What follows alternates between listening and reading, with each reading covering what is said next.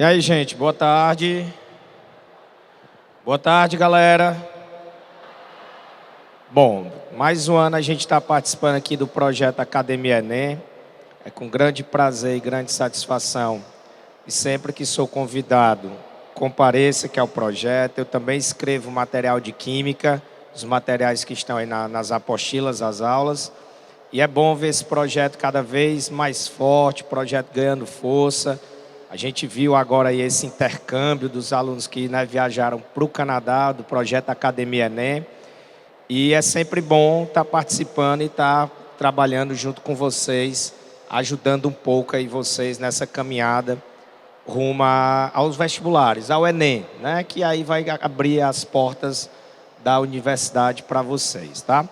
Eu queria só fazer um comentário com vocês, porque havia um certo rumor de que a UFC adotaria, já para esse Enem agora de 2017, os pesos, né? As provas passariam a ter pesos diferentes para cada um dos cursos, como outras universidades já fazem.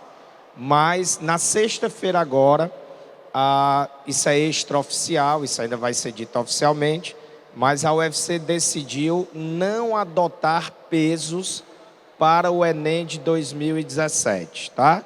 Então, para a UFC vai continuar sendo como nos anos anteriores.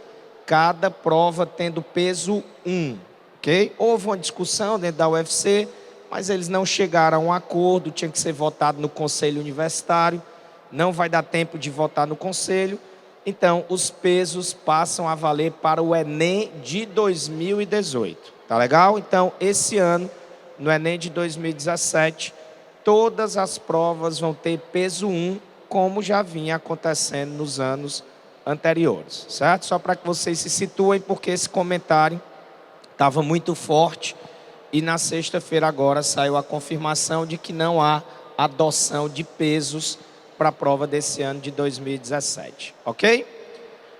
Bom, então vamos lá, vamos começar nossa aula de energias químicas no cotidiano. Na aula 2 de Química, vocês já estudaram alguns tipos de energias químicas. Vocês estudaram petróleo, vocês estudaram gás natural, vocês estudaram carvão, estudaram hidrogênio.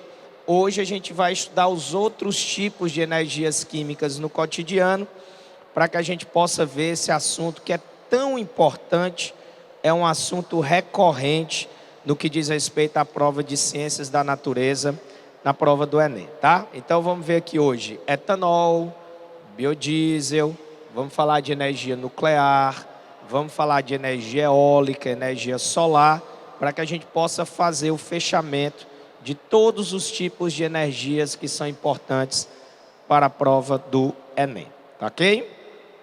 Então vamos lá.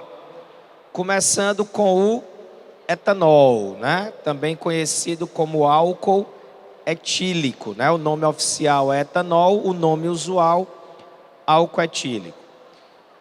Qual é a fórmula química do etanol? A fórmula química do etanol é C2H5OH. Lembrando que o álcool, o grupo funcional de álcool na química orgânica, é caracterizado por uma hidroxila, esse grupo OH, ligado a um carbono saturado. Isso vai aparecer na estrutura do etanol. Biocombustível. Por que o etanol é classificado como um biocombustível? Porque ele é obtido a partir da biomassa, né? O etanol vai ser obtido a partir de vegetais, como a gente vai mostrar mais na frente, por um processo químico que a gente chama de fermentação alcoólica, tá?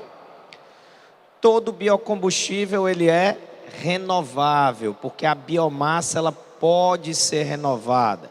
No caso do Brasil, nós produzimos etanol a partir da cana-de-açúcar. Então, a cada ano, há uma nova safra de etanol, até porque há uma nova safra de cana-de-açúcar. Como eu tinha falado, o etanol vai ser obtido pela fermentação alcoólica do açúcar. Retira o açúcar do vegetal e aí faz a fermentação alcoólica, transformando C6H12O6, que é um açúcar, é uma hexose, em etanol mais CO2, tá? Então, o etanol, quimicamente, é obtido a partir do processo de fermentação alcoólica do açúcar. Professor, e de onde é que vem esse açúcar? Aí as fontes para esse açúcar são diversas. Eu vou falar das principais, legal? No Brasil, de onde é que a gente retira o açúcar para fazer a fermentação alcoólica e produzir etanol? A partir da cana-de-açúcar. Nos Estados Unidos, de onde é que eles retiram o açúcar para fazer a fermentação alcoólica e produzir etanol? Nos Estados Unidos, a partir do milho. E na União Europeia, eles retiram o açúcar para fazer a produção de etanol a partir da beterraba, tá? Nesse aspecto, em termos de produtividade, o Brasil leva uma vantagem grande sobre os americanos e os europeus. A produção de etanol por hectare plantado de cana-de-açúcar é muito maior do que de milho, que é maior também do que a beterraba. Professor, mas se a cana-de-açúcar é melhor, por que que os americanos e os europeus também não produzem etanol a partir da cana-de-açúcar? Porque a cana-de-açúcar é uma planta que só dá certo em climas tropicais. Tanto nos Estados Unidos como na Europa, qual é o clima que é predominante? É o clima temperado. Clima temperado não dá certo com cana-de-açúcar, tá? Por isso que o Brasil, nesse caso, leva vantagem, porque a produtividade de etanol por cana-de-açúcar é maior do que do milho, que é maior do que a beterraba. Um país que também se encontra nos trópicos, como o Brasil, e que está começando a produzir quantidades razoáveis de etanol, mas está investindo em tecnologia, é a Índia, né? Se você lembrar um pouquinho do mapa mundial, a Índia também está em zona tropical, como é o caso do Brasil. Mas nós ainda levamos uma vantagem significativa sobre a Índia, que a gente já tem muita tecnologia desenvolvida para a produção de etanol. As leveduras que são usadas na fermentação foram desenvolvidas pelo Brasil. A nossa cana-de-açúcar é geneticamente modificada para dar uma produtividade maior de açúcar. Então, o Brasil, nesse aspecto, é sim considerado uma referência mundial na produção de etanol, certo? Primeira vantagem ambiental do etanol quando comparado aos combustíveis fósseis. O etanol vai provocar pouco efeito estufa. Por quê, professor? O etanol não libera CO2 na sua queima? Libera. Quando o etanol sofre combustão, ele vai liberar CO2. Só que esse CO2 que está sendo liberado na produção e na queima, na combustão, ele é reabsorvido pelo processo de fotossíntese. Lembra, para produzir etanol você precisa de cana-de-açúcar, ou milho, ou beterraba. Tanto a planta da cana-de-açúcar, quanto do milho, quanto da beterraba fazem processo de fotossíntese. É o processo natural dos vegetais. E um dos reagentes para a fotossíntese é o CO2. Então, 2017, a gente está queimando etanol aí como combustível. 2018, no Brasil, a gente vai plantar cana-de-açúcar para uma nova safra. O que é que as plantas da cana-de-açúcar vão fazer? Fotossíntese. E aí vão sequestrar esse CO2 que foi liberado na queima e na produção do etanol. Então, a grande vantagem ambiental no que diz respeito ao efeito estufa com relação ao etanol, não é que o etanol não libera CO2 na combustão, ele libera, mas esse CO2 acaba sendo reabsorvido pelo processo de fotossíntese, certo? Outra vantagem ambiental, a queima do etanol não vai provocar chuva ácida. Quem são os elementos, as substâncias que estão mais relacionadas com a produção de chuva ácida? Enxofre e nitrogênio, que vão formar, respectivamente, ácido sulfúrico e ácido nítrico. Os dois provocam chuva ácida. Onde que tem enxofre? Onde que tem nitrogênio? Combustíveis fósseis. Petróleo tem enxofre, tem nitrogênio. Carvão mineral tem enxofre, tem nitrogênio. Gás natural, que é um outro combustível fóssil, tem menos, mas tem também um pouquinho de enxofre. tem um pouquinho de nitrogênio. O etanol não há presença de enxofre nem de nitrogênio. Então, uma segunda vantagem do etanol, quando comparado aos combustíveis fósseis, é que ele não vai provocar chuva ácida.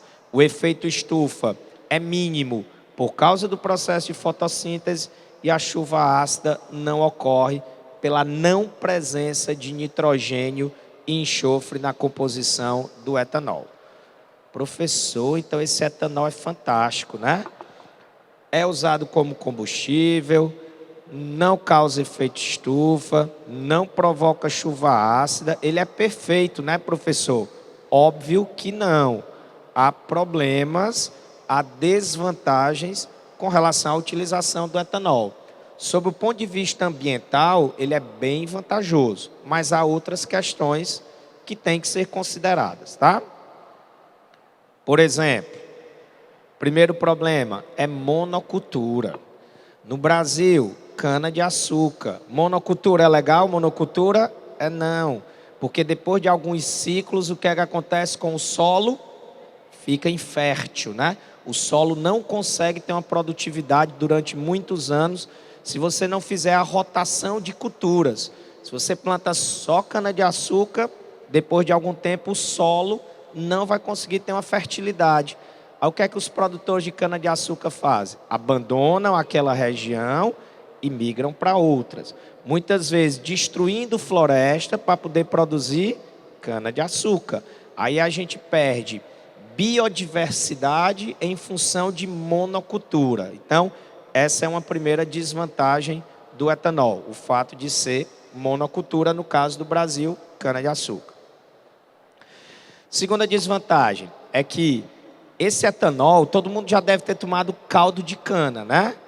Esse etanol, uma das etapas é você extrair o caldo da cana para retirar o açúcar e depois fazer a fermentação. Aí o que é que sobra lá quando faz o caldo da cana? É o bagaço, né? Então tem o bagaço e tem também a folha da cana, né? Quando a cana é cortada lá no canavial, sobra aquela folha.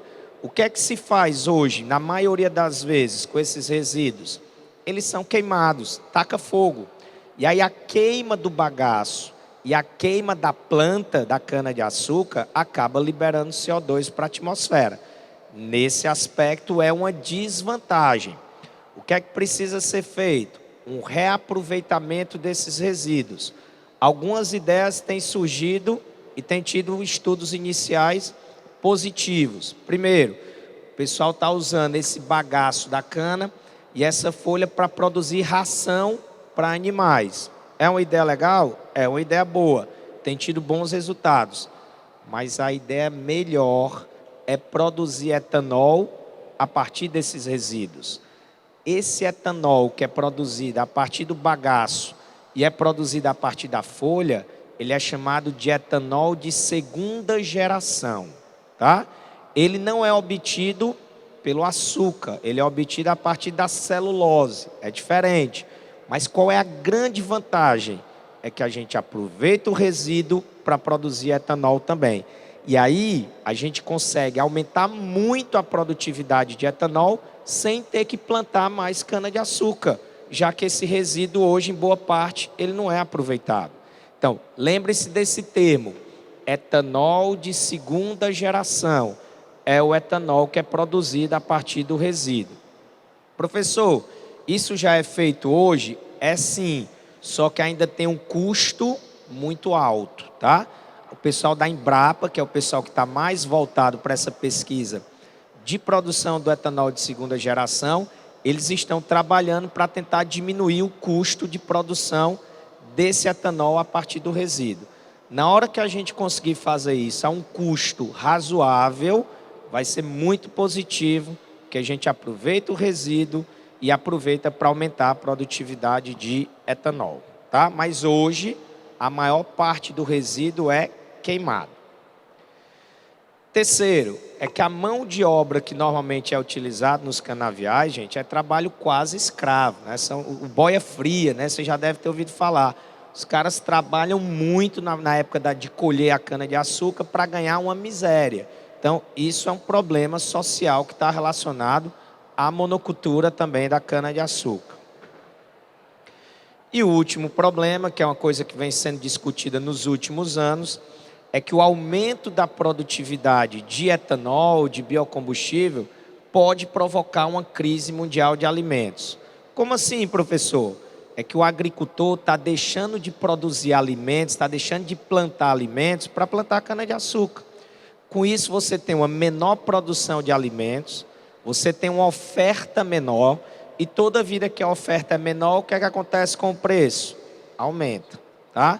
Então, tem que ter um equilíbrio sobre isso, tá? Tem que se aumentar a produtividade de biocombustíveis sem prejudicar a produção de alimentos. O Brasil recebe muitas críticas, né, nas reuniões da OMC, a Organização Mundial do Comércio, e dizem que o Brasil é o principal responsável hoje pelo aumento do preço dos alimentos, porque há um grande incentivo no Brasil para se plantar culturas que visem a produção de biocombustíveis.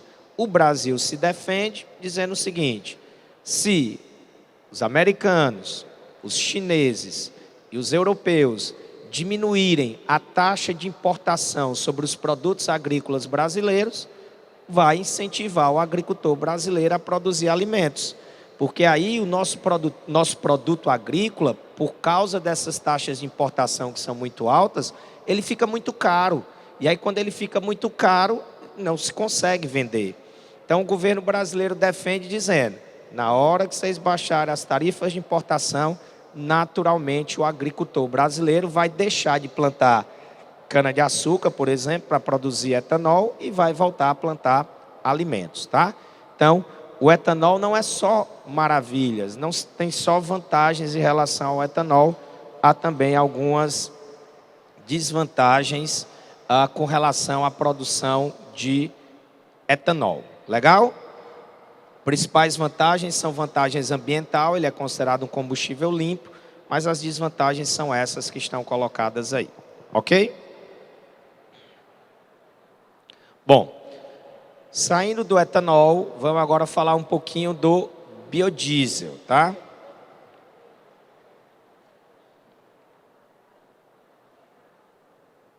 Ok? Bom, biodiesel, o que é que a gente pode falar? Quimicamente, o que é o biodiesel? O biodiesel é uma mistura de ésteres, tá? É uma função orgânica, né? Éster, que é aquele que tem um grupo funcional em que você tem o carbono formando uma ligação dupla com o oxigênio, que a gente chama de carbonila, ligada a outro oxigênio. Isso é o que caracteriza o grupo funcional de éster. Assim como o etanol, o biodiesel é um biocombustível obtido a partir da biomassa. Todo biocombustível é renovável. E como é que se faz a produção do biodiesel? Extrai o óleo a partir de um vegetal, e depois que se extrai esse óleo do vegetal, faz um processo químico nesse óleo, que é chamado de transesterificação, que eu vou mostrar já já, tá? Quais são os principais vegetais que se retiram óleos para produzir biodiesel? No Brasil, principalmente mamona, também o óleo de girassol pode ser utilizado para produzir biodiesel. O óleo de dendê também pode ser utilizado para produzir biodiesel. A gente tem uma grande produção de dendê no estado da Bahia, no Brasil. E o óleo de soja, tá? Então, mamona, girassol, dendê e soja são vegetais que pode-se extrair o óleo para fazer a produção de biodiesel, tá? Vou mostrar agora como é a reação de produção do biodiesel, tá? Ó, é uma reação que é conhecida como reação de transesterificação. Você tem aí o triglicerídeo, que é exatamente o óleo vegetal. Coloca esse triglicerídeo para reagir ou com álcool, que pode ser o metanol ou o etanol. Produz o glicerol, que é um subproduto desse processo, e uma mistura de ésteres. Essa mistura de ésteres vai exatamente formar o biodiesel. Biodiesel que foi descoberto por um cearense lá na década de 80, 1981, logo no início da década de 80. Professor Expedito Parente era professor do curso de Engenharia Química na UFC e foi ele quem desenvolveu esse processo de transesterificação para a produção do biodiesel. Então, o professor Expedito já é falecido, mas foi professor da UFC do Departamento de Engenharia Química, foi ele quem fez a descoberta do biodiesel. Então, a gente tem um cearense como destaque no que diz respeito à produção e a esse processo que foi descoberto por ele para que haja a produção de biodiesel.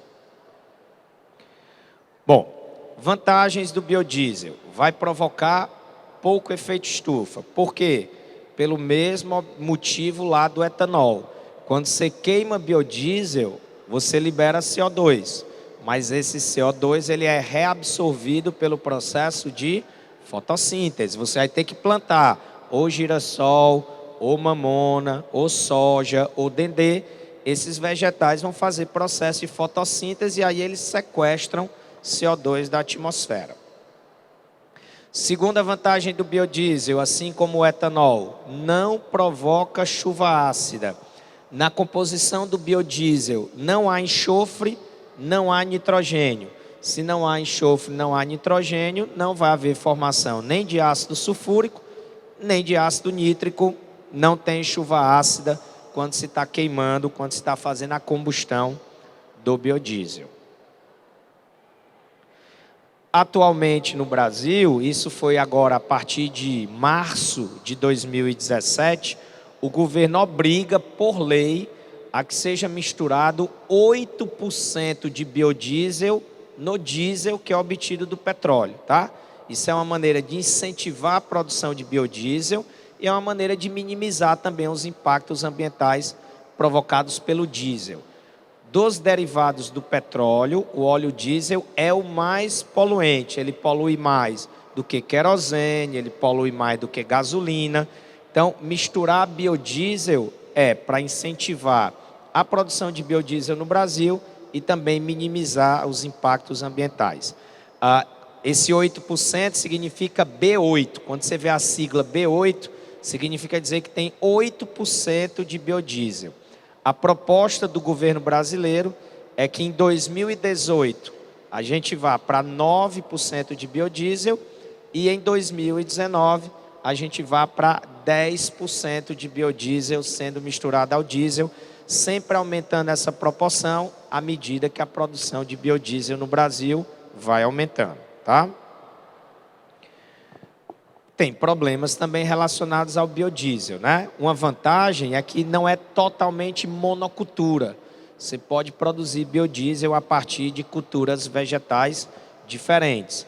Mas assim como o etanol pode provocar uma crise mundial de alimentos, o aumento da produção de biodiesel também pode provocar uma crise mundial de alimentos. Nenhum especialista afirma que etanol ou biodiesel vão um dia substituir petróleo. Não dá. Para que o etanol e o biodiesel pudessem substituir o petróleo, a gente teria que plantar extensas áreas de cana-de-açúcar, de soja, de mamona. Isso não é possível. Etanol e biodiesel não são combustíveis para substituir o petróleo.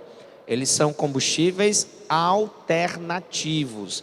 Eles são importantes, sim, tem a sua parcela de contribuição na matriz energética de um país, mas eles nunca serão o principal combustível. Hoje o petróleo continua sendo o principal combustível usado praticamente no mundo todo, mas existe sim um combustível que tem potencial para substituir o petróleo, não é o etanol, não é o biodiesel, esse combustível é o hidrogênio, que vocês estudaram lá na aula 2, o hidrogênio, sim, tem potencial para substituir o petróleo e ser o combustível referência mundial em termos de matriz energética. Etanol e biodiesel, quanto mais a gente plantar, mais problema vai ter na produção de alimentos. Vamos nós? Beleza? Ó, uma coisa bem legal é que esse biodiesel, ele pode ser obtido a partir do óleo de cozinha. E o óleo de cozinha que a gente já utilizou. O que é que muitas vezes a gente faz com esse óleo de cozinha, depois que a gente utiliza? Joga no ralo, né? Joga fora. Isso é ruim, porque esse óleo ele vai passar muito tempo para se degradar na natureza. Existe uma empresa, pode ser que tenha até mais de uma, mas existe uma empresa no Ceará que recolhe óleo de cozinha depois que ele foi usado na fritura para produzir biodiesel, que é a Coelce, tá? Se você quiser juntar óleo de cozinha na sua casa, depois que utiliza, bota nas garrafas PET e vende lá na Coelce. Eles não pagam muito não, eu não me lembro, da última vez que eu olhei, acho que era R$ 1,30 por cada garrafa PET de 2 litros. Mas, no caso aí, não vale a pena do seu ponto de vista financeiro, para você, né, que vai vender. É mais importante, assim, sobre o aspecto ambiental, né, de você estar deixando de jogar esse óleo no meio ambiente para estar sendo reutilizado na produção de biodiesel. Alguns restaurantes, que aí restaurante produz óleo em quantidade maior, tem parceria com a Coelce também. A Coelce tem o carrozinho dela lá, que passa nos restaurantes, recolhe esse óleo e paga um valor. E já existem alguns condomínios em Fortaleza, condomínios de prédio, de apartamento, que também já faz o recolhimento desse óleo e a Coelce dá um abatimento na taxa que o condomínio paga de eletricidade, tá? Então a Coelce tem aí alguns acordos legais, alguns condomínios em Fortaleza já têm feito esse recolhimento do óleo de cozinha. Aí é bem legal, porque você ajuda de duas formas, né? Deixa de jogar esse óleo no meio ambiente, já que ele é um lixo meio problemático, e passa a aumentar a produção de biodiesel, que é um combustível considerado limpo, né? Comparado com os combustíveis fósseis, tá? Então dá para produzir biodiesel a partir do óleo de cozinha que a gente usa em casa, depois que a gente usar para cozinhar, para fritar os alimentos, dá para reaproveitar esse óleo, ok? Bom, falamos aí então de etanol, falamos também de biodiesel, agora vamos falar um pouquinho de energia nuclear, né? Quando a gente pensa em energia nuclear, radioatividade, vem muita coisa negativa na nossa mente, né? Acidente nuclear, vazamento de material radioativo, câncer, uma série de problemas relacionados à energia nuclear. Mas há coisas positivas, né, que a gente usa radioatividade. Essa energia nuclear, a gente vai mostrar já já, ela tem, por exemplo, um rendimento extremamente elevado. Mais elevado esse rendimento do que qualquer outro combustível. Então, isso é uma vantagem. E vou fazer um comentário, porque já caiu uma questão na prova do Enem que falava sobre isso. Hoje a gente usa muita radiação para esterilizar alimentos.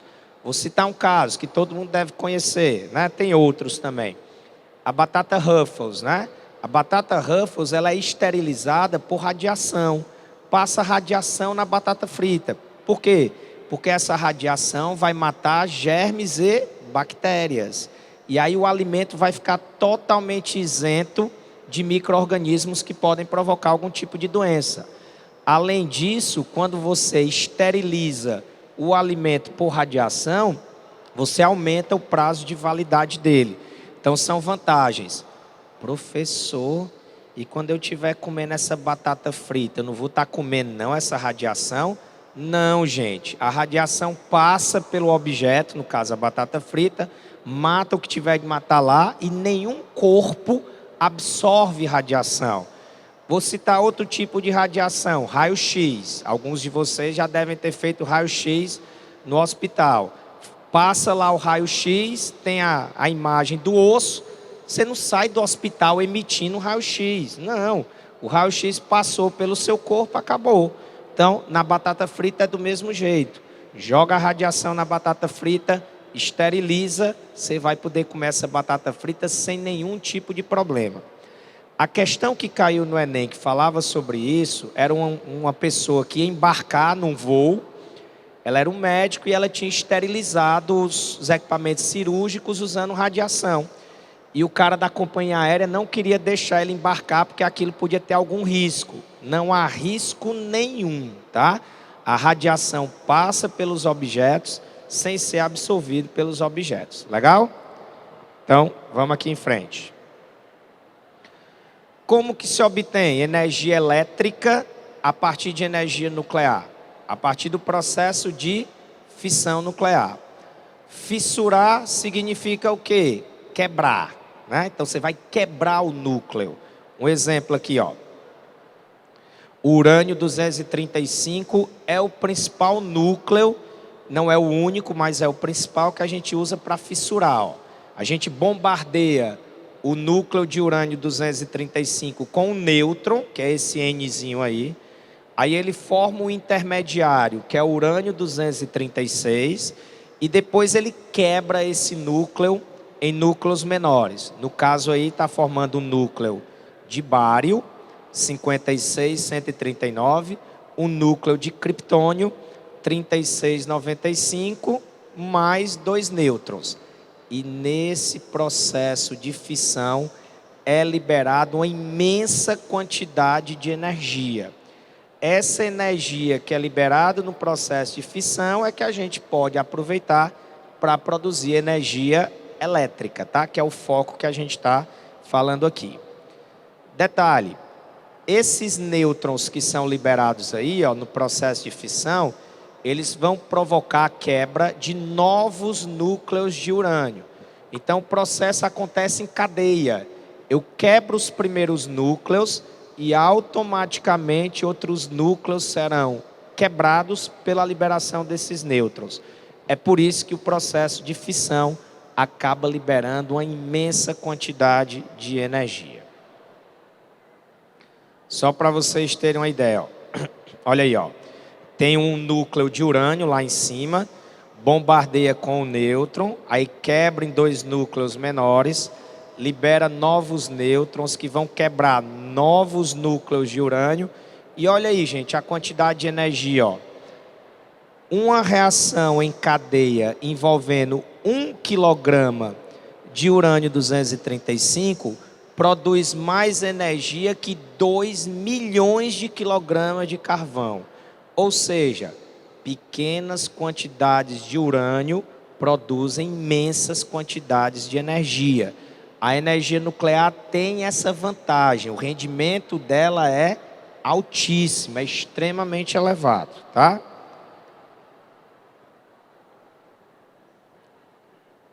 Parou aqui, ó, vamos ver se... Opa, foi-se embora. Ó, quem é o isótopo do urânio que sofre mais esse processo de fissão? É o urânio 235.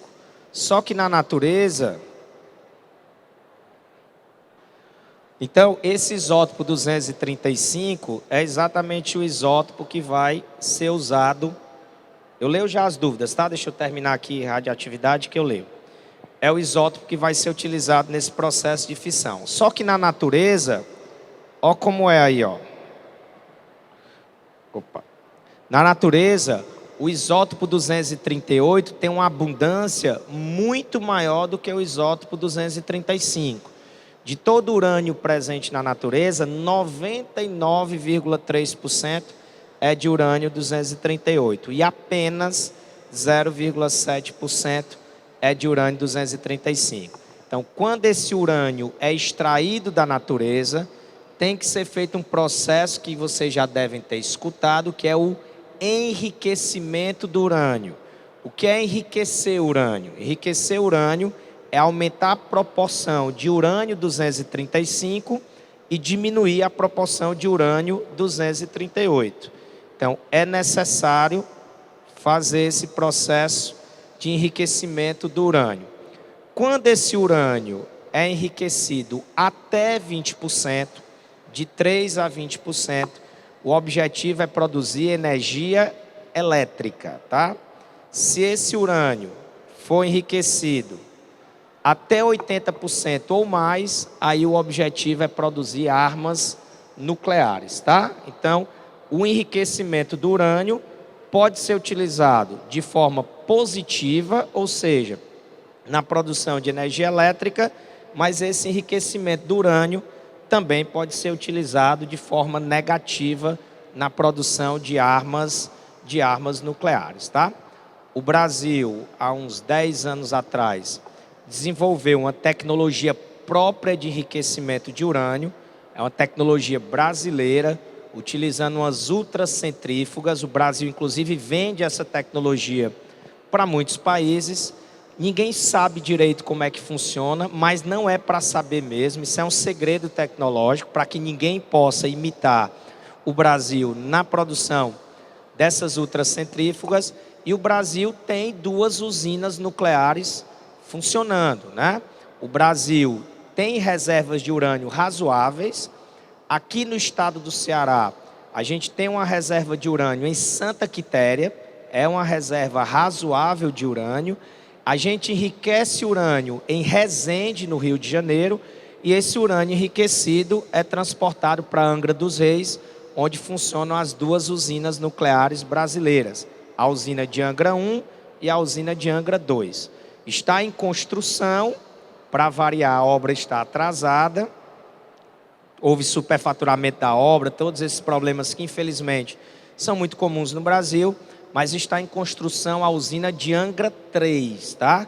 Então, nos próximos 2 anos, acredita-se que se consegue terminar essa usina de Angra 3, a gente vai aumentar a nossa produção de energia elétrica a partir de energia nuclear. O Brasil não tem projeto, pelo menos oficialmente, de produção de armas nucleares, até porque o Brasil assinou um acordo lá em 1971, que é o acordo de não proliferação de armas nucleares. O Brasil foi a maior parte dos países assinou esse acordo para que não tenha produção de armas nucleares. Então o Brasil, pelo menos oficialmente, não tem nenhum projeto de construção de arma nuclear. Se tem um projeto, ele é secreto. Se é secreto, não é para a gente saber mesmo, né? Mas pelo menos oficialmente não há o objetivo do Brasil de produzir armas nucleares.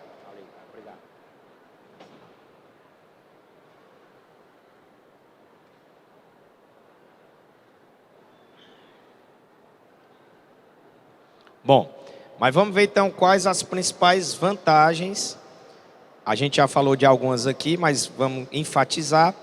Primeira grande vantagem da energia nuclear, rendimento altíssimo, isso é uma vantagem. Não causa efeito estufa, não tem liberação de gases de efeito estufa. Os 2 principais gases de efeito estufa são o CO2, não tem liberação de CO2 na fissão nuclear, e o metano, o CH4. Então, no caso da energia nuclear, não tem problema de efeito estufa. E também não tem o efeito prejudicial da chuva ácida, já que no processo de fissão não tem participação de enxofre nem participação de nitrogênio. Então, essas são as vantagens. Desvantagens. Primeiro, é não renovável, porque depende de minério de urânio. Todo minério, um dia ele se acaba, um dia ele se esgota. Então, a energia nuclear, ela é não renovável. Existe poluição térmica das águas. Você tem que o tempo todo estar resfriando o reator nuclear com água. Se você não resfriar, o reator nuclear vai explodir, liberando material radioativo. Então tem que ficar resfriando com água, jogando água no reator. Só que essa água, para resfriar o reator, ela vai ter que trocar calor com o reator. Então essa água vai sair quente. Se eu pego essa água quente e jogo no meio ambiente, vai provocar problema, porque vai aumentar a temperatura das águas dos rios, dos lagos e dos oceanos. E uma das consequências é que o aumento da temperatura diminui a solubilidade de O2, o gás oxigênio. Aí o gás oxigênio vai embora e aí os peixes, por exemplo, que precisam de oxigênio para respirar, acabam morrendo. Então, a poluição térmica das águas. Risco de acidentes nucleares, né? Vocês devem ter acompanhado agora, em 2011, em Fukushima, no Japão, uma usina, né, teve um terremoto. Aí a usina parou de funcionar, porque o terremoto cortou a eletricidade. Os geradores foram ligados, beleza, ficou resfriando lá os reatores, mas junto com o terremoto veio um tsunami, né? Os japoneses, eles são assim, extremamente rigorosos com as questões de segurança. Então, a usina estava pronta para aguentar um terremoto, já que é comum no Japão, e estava pronto também para segurar um tsunami. Ao redor da usina, você tem um muro de 11 metros de altura reforçado com chumbo, para a onda do tsunami bater e não derrubar o muro. só que o terremoto foi de uma magnitude imensa, a onda do tsunami foi tão grande que passou por cima do muro. Na hora que essa onda passou por cima do muro, que alagou a usina, queimou todos os geradores, um reator acabou explodindo. Foi agora, 2011, vocês devem lembrar. O acidente nuclear, que foi o mais grave, aconteceu em 1986, em Chernobyl. Chernobyl, na época, era União Soviética, hoje é Ucrânia, mas foi o acidente nuclear mais grave, que mais gente veio a falecer. A nuvem radioativa se espalhou por boa parte da Europa. Então, é uma desvantagem. Há risco de acidentes nucleares quando você tem uma usina nuclear. Outro problema também são os resíduos nucleares, aqueles núcleos que são formados na fissão, eles são radioativos. O que é que a gente faz com esses resíduos hoje?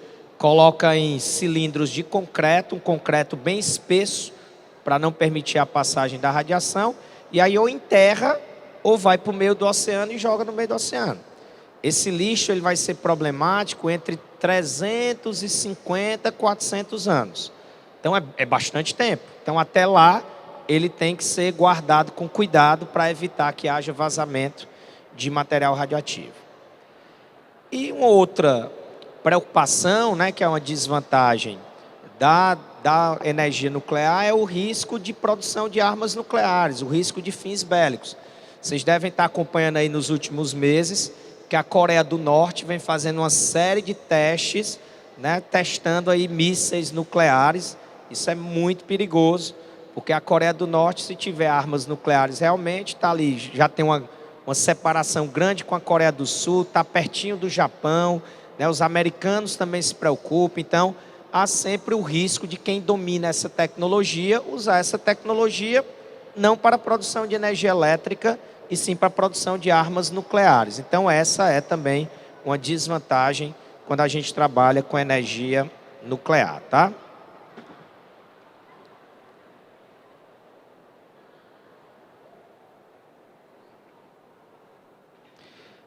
Tá certo, esse comentário aqui disse assim, um professor de física falou que a energia nuclear, assim como a termoelétrica, é produzida a partir do aquecimento da água que gera vapor e gira a turbina. É verdade? É. Na hora que ocorre a fissão, a liberação de uma grande quantidade de energia, essa energia vai vaporizar a água, o vapor da água vai rotacionar lá as hélices que estão ligadas a uma turbina, gerando eletricidade. Só que como a quantidade de energia gerada na usina nuclear é muito maior do que na termoelétrica, você consegue produzir muito mais energia. Então, está correto o comentário, é isso mesmo, tá?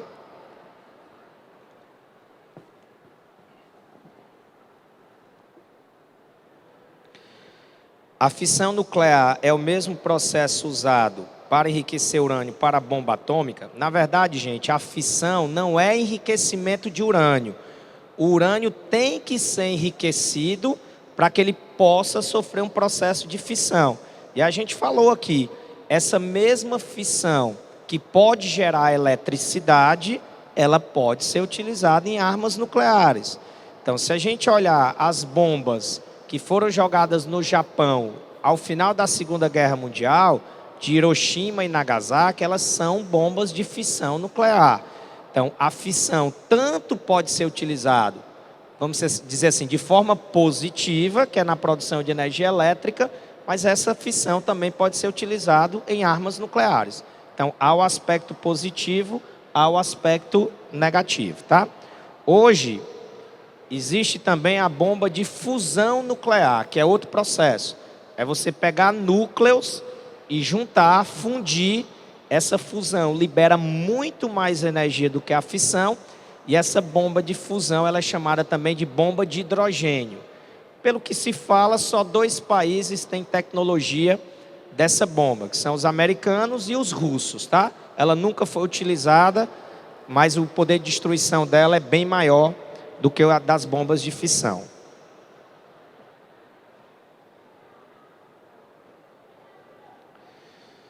A produção térmica das águas pode potencializar o efeito do El Niño? Acho pouco provável, tá? Na verdade, o El Niño depende muito mais do aquecimento das águas dos oceanos em alto mar do que próximo da costa, tá?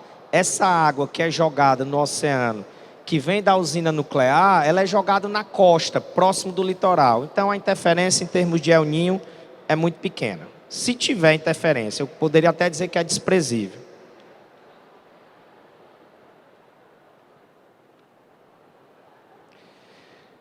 Um professor, é bom que vocês gostem de comparar com os outros professores, né? Um professor de geografia disse que a energia nuclear é a mais limpa que existe. Não, ela não é a mais limpa. Ela não provoca efeito estufa, não provoca chuva ácida, mas há os resíduos nucleares, tá? Esses resíduos nucleares são problemáticos.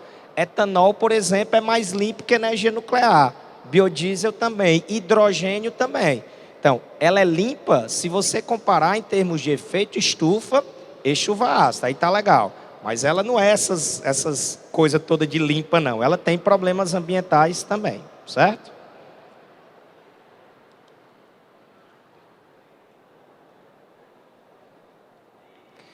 É possível aprimorar o combustível apenas com água? Isso aqui deve ter sido discutido na aula 2, tá? O hidrogênio, que é esse combustível que muita gente aposta, que é o combustível que pode substituir o petróleo, ele pode ser produzido a partir da água, tá?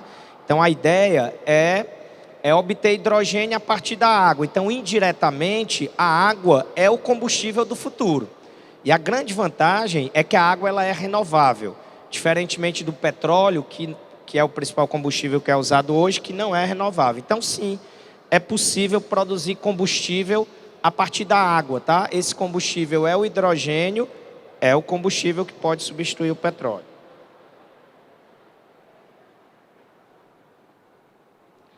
Eu vou já ter uma dúvida aqui sobre energia solar. Eu vou guardar que a gente vai já falar de energia solar, tá?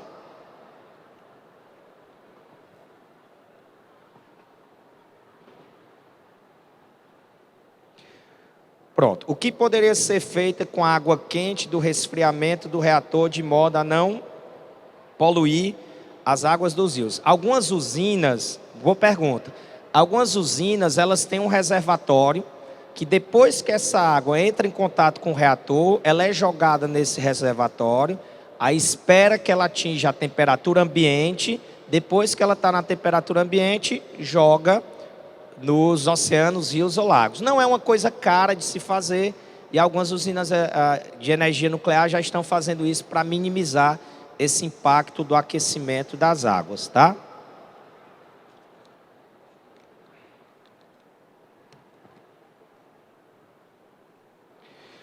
Uma pergunta aqui ainda do etanol. O resíduo da cana pode ser usado como adubo? Sim.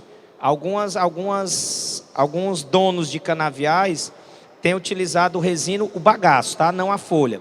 Tem usado o bagaço para produzir adubo, sim. Há boas alternativas para aproveitar o resíduo do etanol. Como acontecem os acidentes nucleares? Por que não foi evitado? Depende, né? A causa pode ser uma causa natural, como foi o caso de Fukushima, no Japão, que eu disse que foi o terremoto, né? A usina estava preparada para o terremoto e para o tsunami, só que a natureza, às vezes, é imprevisível, né? E há também problemas de investimento de segurança mesmo.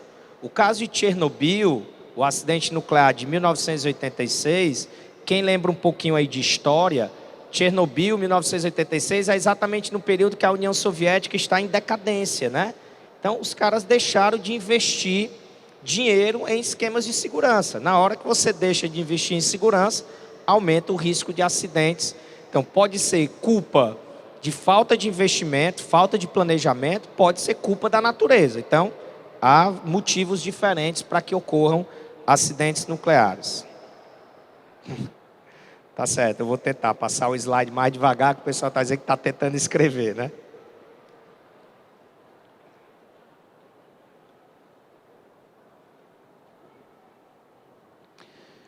O resfriamento dos reatores pode ser feito com nitrogênio líquido ou só com água? Gente, nitrogênio líquido é caríssimo. Se fosse resfriar reator com nitrogênio líquido, o custo aí ficaria exorbitante. Por que se faz com água? Porque é barato. Normalmente, as usinas nucleares são construídas próximos do mar. Por que próximo do mar? Para poder usar a água do mar para resfriar. Que aí o custo fica acessível. Nitrogênio líquido é muito caro, você resfria, mas o custo é elevadíssimo, tá?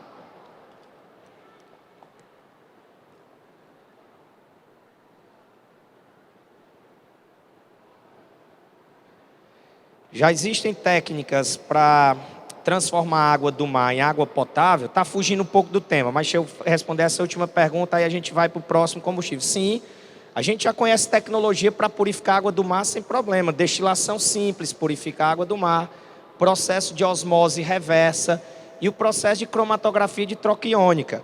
O problema é que todos esses processos eles são caros, eles têm um custo elevado. Então, tecnologia para purificar a água do mar, a gente já conhece há mais de 50 anos. O problema é que é caro, o custo é elevado. Então, essa água que é purificada a partir da água do mar, ela acaba ficando a um custo elevado para quem vai consumir essa água. Mas a tecnologia a gente já conhece sim, tá bom? Vamos passar um pouquinho, aí depois eu faço uma nova rodada de perguntas, tá bom? Vamos agora falar um pouquinho da energia eólica, né? Fonte de energia, o vento. O vento vai lá, a gente chama de aerogeradores, né? É o termo mais moderno. O termo mais antigo é o catavento, né? O vento vai lá, mexe as hélices do aerogerador. Esse aerogerador, ele tem uma turbina ligada ali e à medida que vai movimentando as hélices, vai gerando eletricidade. Essa não é uma cena incomum no estado do Ceará, né? Se você sai aqui para o litoral, um pouquinho aqui, para o litoral ali do Porto das Dunas, vai mais lá na frente, para Majorlândia e tal, você vai ver uma série de parques eólicos. Se você sai aqui para o outro litoral, desculpe, que tem, começa com Cumbuco, Icaraí, Pecém, Paracuru, etc., vai até Jericoacoara, você vai ter uma série de parques eólicos. Então, o Ceará, até o começo desse ano, o Ceará era o estado que mais produzia eletricidade a partir de energia eólica. A gente foi ultrapassado pelo estado da Bahia. A Bahia construiu um grande parque eólico no ano passado. Esse parque eólico começou a funcionar direitinho esse ano. Então, a Bahia é hoje o estado brasileiro que produz mais energia eólica.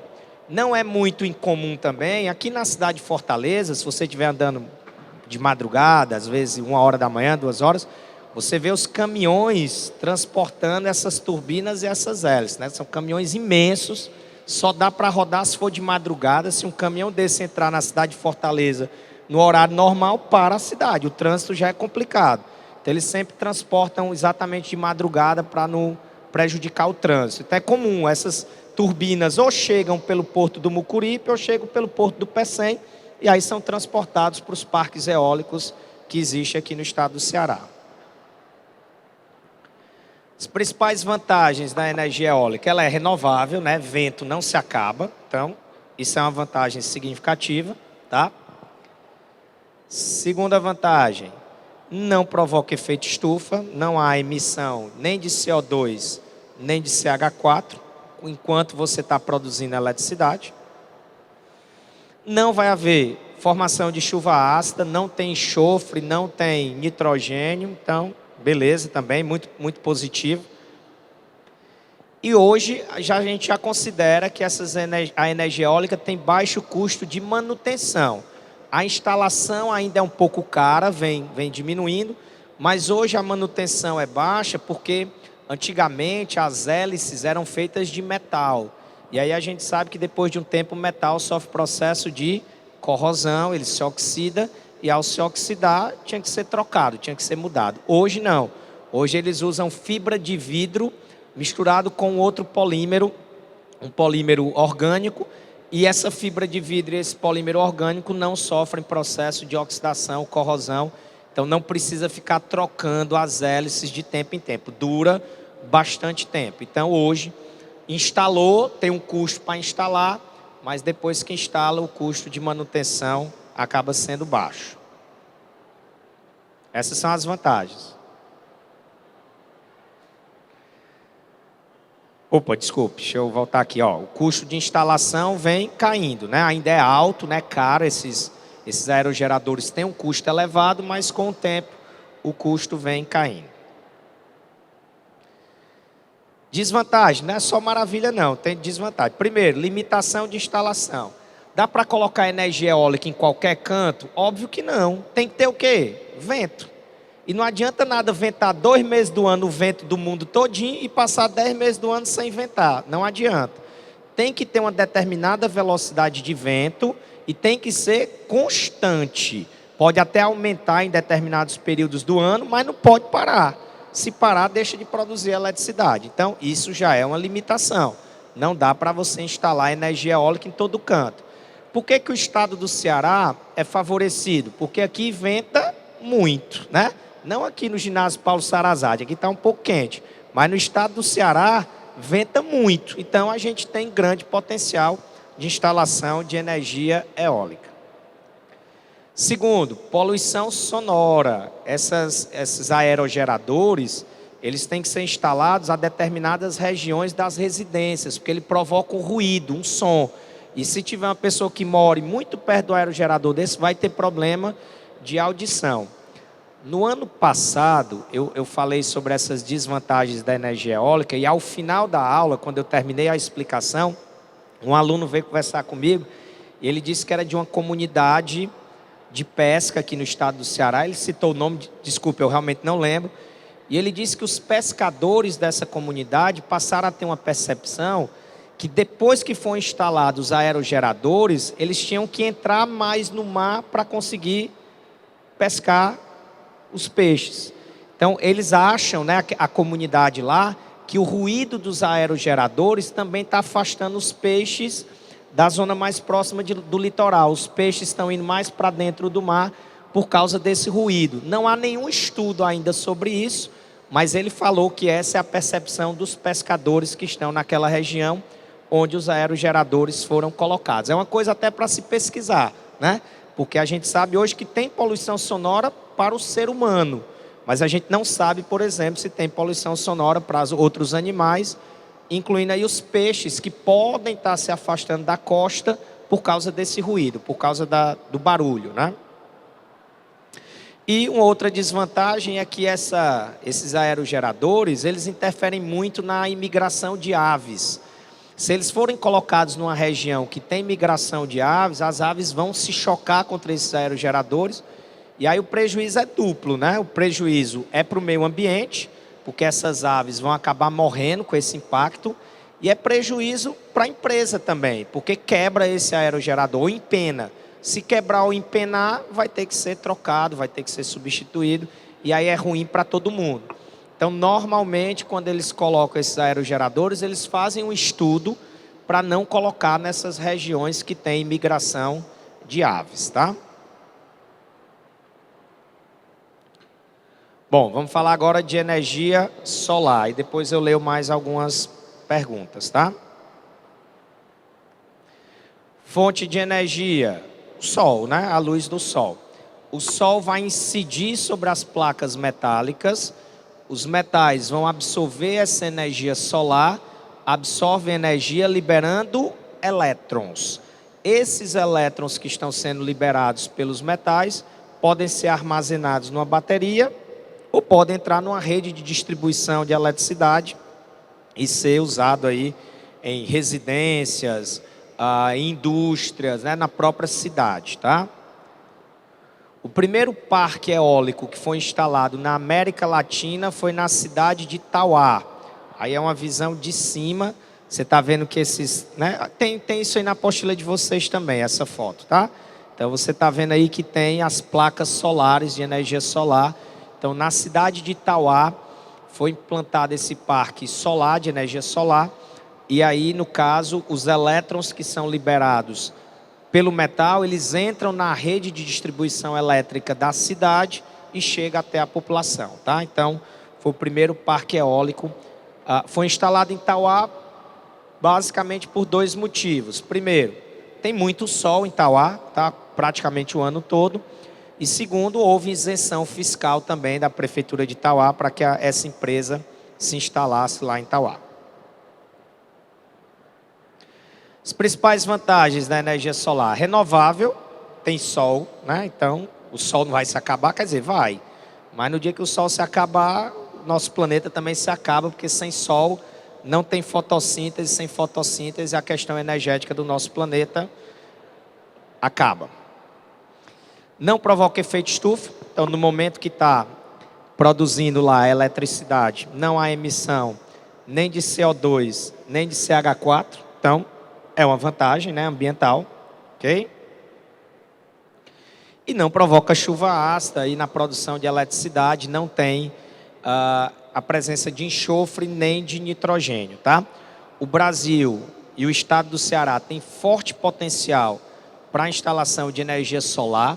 A gente está investindo, né, quando eu digo a gente, o Brasil está investindo fortemente em energia eólica. Nos últimos anos vem aumentando muito, mas a energia solar, o investimento ainda não tem sido tão forte como na energia eólica, tá? E a gente vai ver que tem uma desvantagem que acaba limitando um pouco a expansão da energia solar. A gente vai falar na sequência, certo? Desvantagens: não dá para colocar em qualquer canto, tem que ser canto que tenha grande incidência de sol praticamente o ano todo, né? Se for um canto que tenha pouco sol, chove muito, fica muito nublado, vai deixar de ter energia. Se deixar de ter energia, para tudo, né?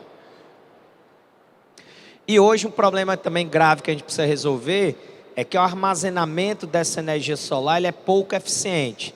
Esse é um problema que a gente sente no nosso dia a dia também. A gente precisa de baterias que tenham uma capacidade de armazenamento maior. As baterias que hoje são usadas em energia solar, elas só conseguem armazenar energia por 2 dias. Isso no Ceará não tem problema. É muito difícil que aqui no Ceará a gente tenha mais de 2 dias, 3 dias nublados sem sol. Mas em algumas regiões você limita a implantação, porque às vezes fica 3, 4 dias nublado. Então a gente precisa de baterias que tenham a capacidade de armazenar 15 dias, 20 dias de energia elétrica, que aí a gente não vai ter problema. A gente vai poder colocar, implantar essa energia solar em um número de locais maior. Esse problema do armazenamento das baterias não é só aí na energia solar. A maioria de vocês devem ter os smartphones de vocês, né? A bateria dura um dia no smartphone? Dura não, né? Você tem que estar carregando. Por quê? Porque a capacidade de armazenamento das baterias dos smartphones é pequena. A gente usa, gente, a mesma bateria de 10 anos atrás. Como era o celular 10 anos atrás? Você ligava, recebia a ligação, no máximo passava uma mensagem de texto. Hoje você tira foto, escuta música, vê vídeo, fica nas redes sociais. Aí a bateria não consegue ter a mesma capacidade de funcionamento que tinha há 10 anos atrás. Então, esse é um problema que precisa ser resolvido não só para a energia solar. É um problema para os aparelhos eletrônicos, é um problema para os carros elétricos, né? Não temos os carros elétricos agora compartilhados em Fortaleza? Quando você para lá no local, ele já bota, você já tem que fazer a recarga da bateria. Por quê? Porque a capacidade de carga não é muito grande das baterias nesses automóveis. E aí acaba que você não pode rodar uma distância muito grande, porque senão vai acabar a bateria do carro, tá? Então, esse problema do armazenamento pouco eficiente das baterias não é uma coisa que limita só a energia solar. Limita diversos outros aspectos que precisam de bateria para armazenar energia, certo?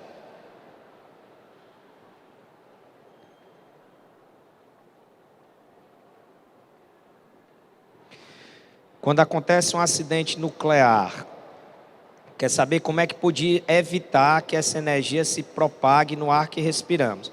Na hora que acontece o acidente nuclear, não tem como evitar. Vai se espalhar. Agora, depois que acontece o acidente, aí você tem como fazer algumas intervenções. Às vezes se coloca chumbo em volta da usina, que foi o que fizeram em Chernobyl. O chumbo, ele minimiza a passagem de radiação. Mas na hora que ocorre o acidente, vai espalhar, não tem jeito. Quanto mais rápido for a ação depois do acidente, é que você minimiza os impactos de liberação de material radioativo, tá?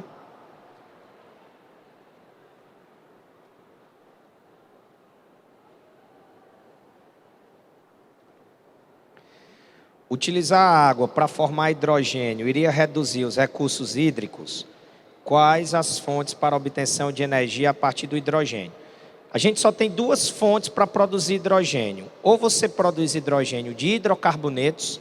Hidrocarbonetos lembra o quê? Combustível fóssil, derivados do petróleo. Vai resolver o problema de combustível? Não. Você vai continuar dependente do petróleo do mesmo jeito. Ou você obtém o hidrogênio a partir da água. É importante que a gente diga assim, ó. Primeiro, o nosso planeta, apesar de 97% da água presente no nosso planeta ser água salgada, e desses outros 3%, metade ser de água congelada, de água doce, de toda a água presente no nosso planeta, só está disponível de forma mais fácil para a gente por volta de 1,5%. Esse 1,5% é recurso disponível e que consegue abastecer toda a população mundial. O problema no nosso planeta hoje não é falta de água, é que a água está muito mal distribuída. Tem regiões com muita água, tem região sem água alguma. Aqui no Brasil mesmo a gente vê esse problema. Enquanto a gente tem a região norte com grandes reservas de água, você vem para o semiárido nordestino, não tem água. Então, o problema é distribuir melhor essa água. Eu sei que isso não é fácil, isso é difícil de se fazer, mas água no nosso planeta tem suficiente. Outra coisa, quando você produz hidrogênio a partir da água, o que é que você vai fazer? Você vai queimar o hidrogênio.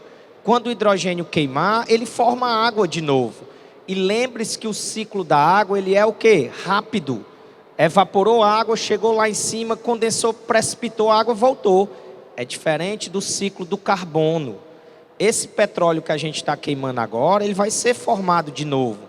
Só que para isso serão necessários milhões de anos. Não dá para a gente esperar milhões de anos. Então, o ciclo da água, ele é muito rápido, tá? E uma boa notícia, que a gente tem que se preocupar com água assim, o nosso estado, né, a nossa cidade de Fortaleza, a gente sabe que a água é escassa mesmo. A grande notícia é que os otimistas acreditam que em 5 anos a comunidade científica vai conseguir purificar a água do mar a um custo baixo.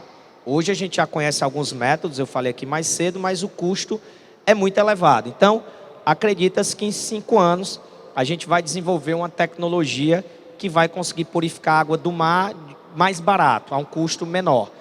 Isso os mais otimistas. Os mais pessimistas acreditam que isso só vai ocorrer em uns 10 anos. Mas a gente está caminhando para resolver esse problema, tá? E aí, na hora que a gente conseguir purificar a água do mar a um custo baixo, a gente resolve muito problema. Porque praticamente tudo depende de água, né? Às vezes a gente pensa em água só de consumo, né? Lembra que alimentos, para produzir, você precisa de água. Então, na hora que a água fica mais cara, os alimentos ficam mais caros. A grande maioria dos produtos industriais utilizam água na sua produção. Na hora que a água fica mais cara, esses produtos industriais ficam mais caros também. Então, esse é um problema que a humanidade está preocupada em resolver. Em alguns anos a gente deve conseguir resolver, certo?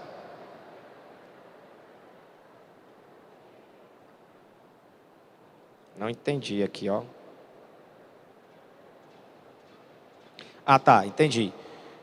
Por que em desertos não existe uma grande produção de energia solar? Porque às vezes os desertos ficam muito isolados, gente. Para você instalar uma usina nuclear, tem que lembrar o seguinte, ó. Quando você instala qualquer tipo de energia, se o aerogerador estiver rodando lá da energia eólica e você não tiver como pegar essa energia e trazer para uma residência, para uma indústria, para uma redistribuição, essa energia é perdida. Você tem que ter fiação, você tem que ter transporte dessa energia que está produzindo lá para algum local. Você vai implantar uma usina solar no meio do deserto, o tanto que você vai gastar para trazer essa energia para alguma cidade mais próxima não vale a pena. Então tem que ver também o custo de como você vai aproveitar essa energia. As linhas de transmissão, quanto mais distante, o custo com linha de transmissão acaba sendo maior.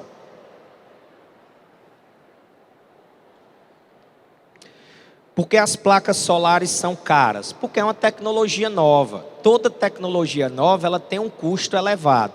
Mas se você comparar o preço das placas solares há 10 anos atrás em relação ao que a gente tem hoje, o custo já diminuiu bastante. Inclusive, tem sido feito um processo, exatamente porque ainda é um pouco caro essas placas solares, que algumas empresas, inclusive aqui em Fortaleza tem uma empresa que faz isso. Quem me informou isso foi um aluno da Academia Enem, quando eu falei de energia solar no ano passado. Eu sou meio lesado assim para me lembrar das cores, do nome, mas ele até deu o nome da empresa, que ela não vende a placa solar, ela aluga, tá? Você paga uma taxa mensal pela utilização da placa solar, essa empresa implanta energia solar na tua casa, ou na tua indústria, na tua empresa, e aí tu deixa de pagar o valor da Coelce e paga uma mensalidade para a empresa. As pessoas que têm tido a experiência de adotar placas solares nas casas, nas empresas e nas indústrias, dizem que é mais barato a taxa que você paga de aluguel das placas solares do que a taxa que você paga para a Coelce, tá? Então, economicamente é vantajoso, ok? Então, para evitar a venda, que é caro, dessas placas solares, algumas empresas estão alugando. Alugam, a pessoa assina um contrato e aí paga uma taxa de mensalidade pelo aquele aluguel. Em contrapartida, se você usa a energia solar, não precisa utilizar a energia da Coelce, né? No caso aqui de Ceará, de Fortaleza, é da Coelce.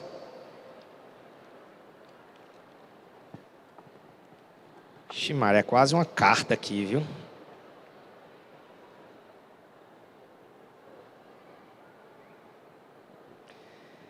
Assim, eu vou resumir, que aqui a pergunta está grande, certo? É pergunta sobre a bomba de hidrogênio, se ela tem os mesmos efeitos que a bomba atômica. Ela é pior, tá? Porque ela causa mais destruição. E pergunta se não dá para utilizar esse processo de fusão nuclear para produzir energia elétrica. Não, porque o processo de fusão a gente não tem como controlar. Ele libera tanta energia que ele explodiria o reator. Então a gente ainda não tem tecnologia para ter controle do processo de fusão nuclear, tá? Se ocorre a fusão, vai explodir mesmo. A gente não tem como ter esse controle.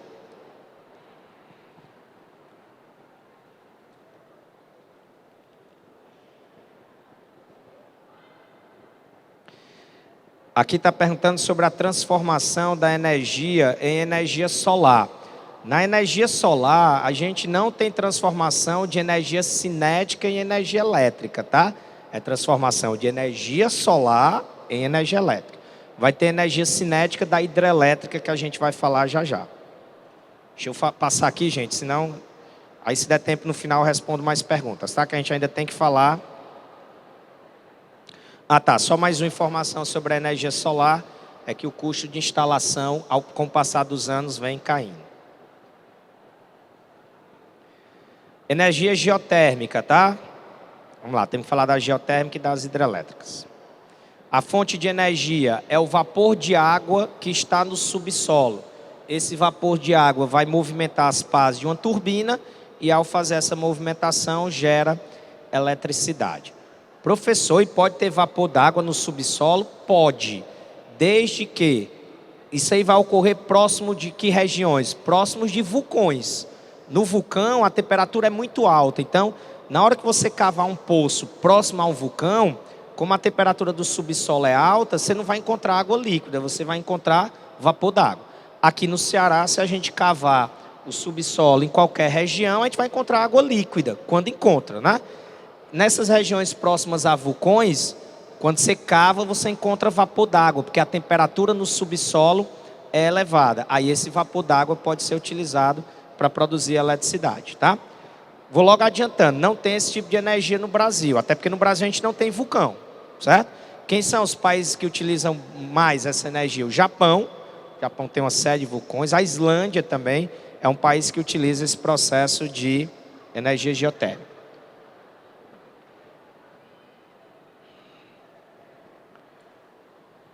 Vantagens: não provoca chuva ácida, não tem liberação, né, não tem presença de enxofre e nitrogênio, então não forma ácido sulfúrico e ácido nítrico.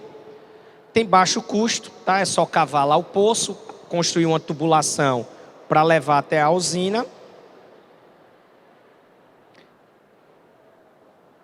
E provoca pouco efeito estufa. Aqui pode provocar um pouquinho de efeito estufa, porque junto com esse vapor d'água pode ter um pouquinho de CO2, tá? Então na hora que você extrai esse vapor d'água, você acaba extraindo também CO2 e a gente sabe que o CO2 é, no nosso caso, o principal vilão pelo problema do efeito estufa, do aquecimento global.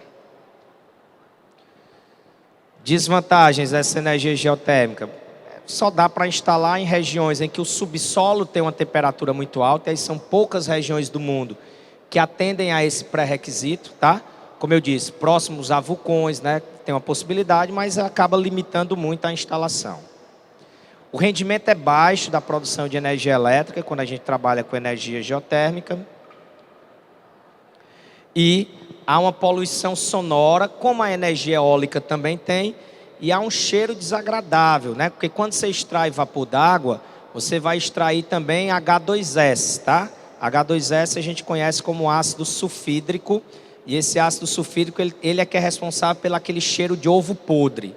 Então, nas usinas, né, de energia geotérmica, na região onde está sendo extraído esse vapor d'água do subsolo, o H2S vem junto e aí o cheiro é bem desagradável. E é uma energia não renovável. Professor, mas não depende de água. Mas esses poços de vapor d'água, eles secam, tá? Aí o cara tem que ir para outra região, tem que cavar o poço em outra região, então isso acaba fazendo que seja não renovável, tá?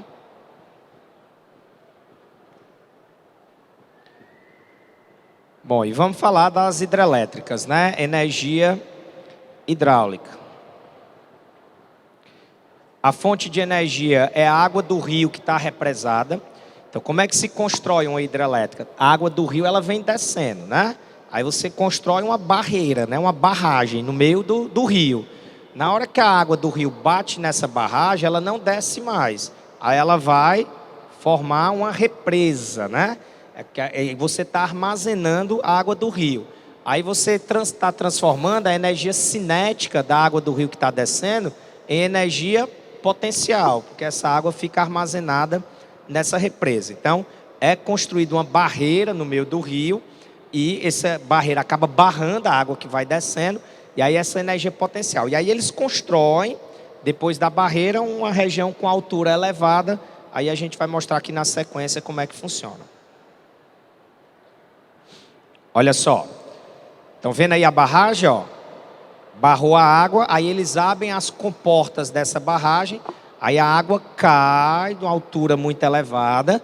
Aí sim, a pergunta que foi feita aqui, a gente está transformando energia potencial da água que está armazenada em energia cinética, quando a água está caindo, e lá embaixo, isso aí é bem alto, tá, gente? Isso aí chega até a altura de um prédio de 20 andares, essas barragens, certo?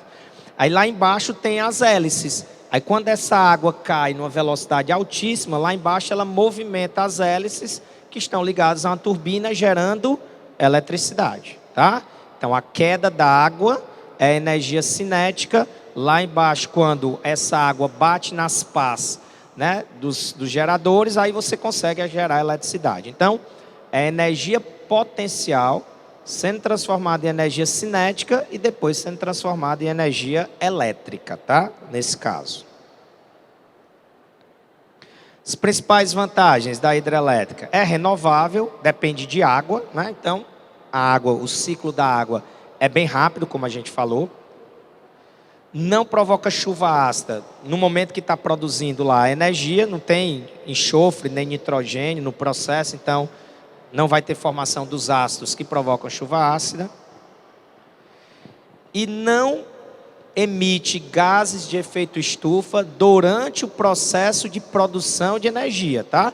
Que é exatamente nesse momento que a água está caindo, está gerando lá embaixo, rotacionando as hélices. Nesse momento aí não há produção de gases de efeito estufa.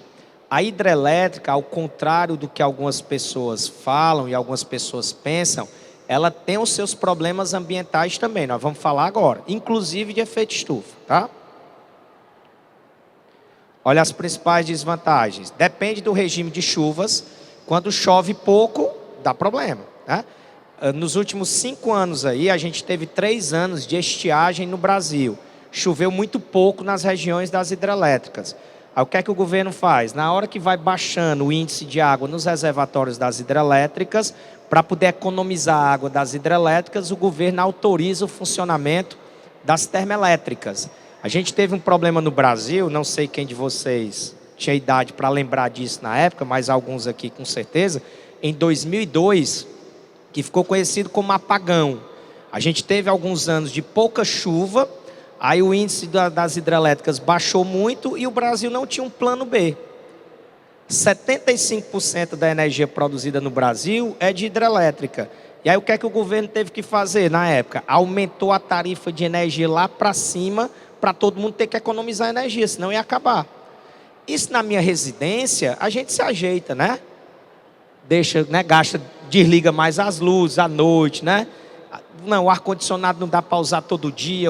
Nas residências a gente se organiza. Mas na indústria, como é que faz?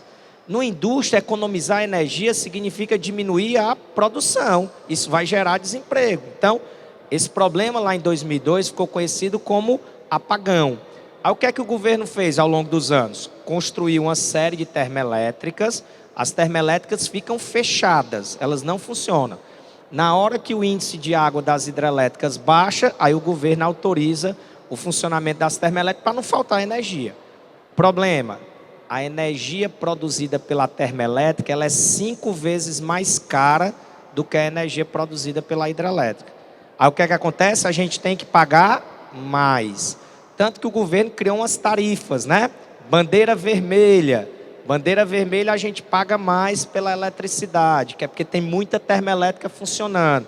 Aí chover um pouquinho mais, vai para a bandeira laranja, a gente já paga um pouco menos. Choveu mais ainda, fecha mais termoelétrica, bandeira amarela. Atualmente a gente está em bandeira verde. Choveu bem nos últimos 2 anos, o índice reservatório das hidrelétricas está no nível legal, bacana, fecha as Nós estamos na amarela, é? Ó, apagou agora, o pessoal está dizendo aqui, ainda bem que nós tem que pagar mesmo, né? Então, desculpe, tá? Então, estamos em bandeira amarela, que não é a melhor situação, mas também não é a pior situação. Obrigado aí pela correção. Então, tem algumas termoelétricas funcionando, por isso que a gente está pagando essa tarifa de bandeira amarela. Porque lá em casa quem paga as contas é minha esposa, aí eu não estava sabendo, ó, como é que era, né? Preciso prestar atenção, né? Ó, um problema sério das hidrelétricas, alaga extensas áreas, né? Na hora que você constrói a barragem, na hora que a água do rio bate, que ela não tem como descer, aí ela vai alagar extensas regiões. Aí é problema, né? Os vegetais, animais, as populações humanas que estão nessas regiões têm que sair, têm que migrar, senão vai morrer, né? Nós estamos construindo uma grande hidrelétrica agora no norte do Brasil, né? A hidrelétrica de Belo Monte. A hidrelétrica de Belo Monte vai alagar extensas áreas. Então, todas as populações humanas que estão naquela região têm que migrar para outro local. Ah, professor, não tem problema não, é lá no norte, é porque não é com você, né? Se fosse com você, você já pensaria diferente. Porque migrar, gente, não é fácil. Até aqui em Fortaleza mesmo, né? Quando você vai fazer uma construção, que a prefeitura precisa fazer uma desapropriação, às vezes você mora perto do colégio que você estuda, às vezes você trabalha perto do local que você mora, aí a prefeitura diz assim, ó, então o governo do estado, não, eu vou te pagar tanto, vai para uma casa lá no conjunto Gereissati, que é longe de onde você trabalha, de onde você estuda. Aí é problema. Então, migração populacional não é uma coisa fácil. E nas hidrelétricas acontece isso, tá? E essa é uma informação importante, que já caiu no Enem, por isso que a gente precisa falar. Hidrelétrica provoca efeito estufa. Por quê? Porque nessas regiões que são alagadas, os vegetais e os animais que estão nessa região morrem. E aí, matéria orgânica em decomposição libera um gás de efeito estufa, que é o gás metano. Inclusive, o gás metano, o poder estufa dele é 20 vezes maior do que o CO2. Só que a gente libera muito menos metano do que CO2. Mas a liberação de metano hidrelétrica provoca efeito estufa sim. Por exemplo, Belo Monte, né, que eu acabei de falar. Os caras fizeram os cálculos, né? Depois que a usina terminar a construção da usina, que ela começar a funcionar, a região que foi alagada vai liberar metano durante 80 anos. Então, daqui a 80 anos é que a gente pode dizer, ó, a partir de agora, Belo Monte não está liberando mais gás de efeito estufa. Então, a hidrelétrica tem problemas ambientais sim, tá? Não é só maravilha, só coisa boa, há esses problemas relacionados aí às regiões que vão sendo alagadas, tá? Vamos lá, vamos olhar mais algumas perguntas aqui. Gostei, viu? Hoje deve ter aqui para mais ou menos umas 30 perguntas. Isso é bom, vocês têm que perguntar mesmo. Isso é legal. Se é no meio de um rio, como é feita a instalação de uma usina hidrelétrica? Engenharia serve para isso, né? Constrói lá o muro no meio do rio e aí para a água do rio. A engenharia está exatamente para resolver esses problemas, né? Não é fácil não, mas tem tecnologia e engenharia para isso mesmo.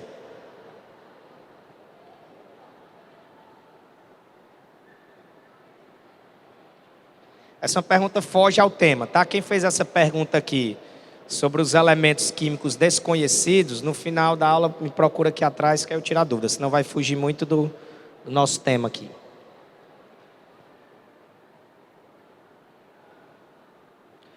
Uma boa pergunta. O pessoal pode auxiliar aqui o Normando, tá? Esses slides ficam disponíveis, né? Não fica disponível, gente? É no próprio site da Academia Enem, é? Pronto, tanto tem o vídeo da aula, tá?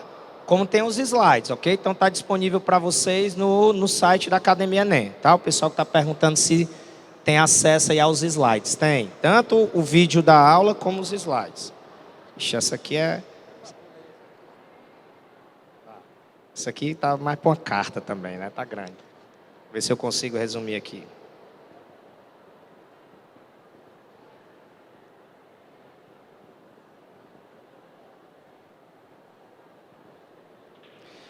Está perguntando aqui sobre a questão da instalação de usinas nucleares, tá? Você tem que entender que não é só querer instalar usina nuclear, não. Usina nuclear é caro, tá? E o processo de enriquecimento do urânio é caro também. Então não é só querer, não, eu vou fazer usina nuclear que vai dar certo. Não, tem um custo aí muito elevado, tá?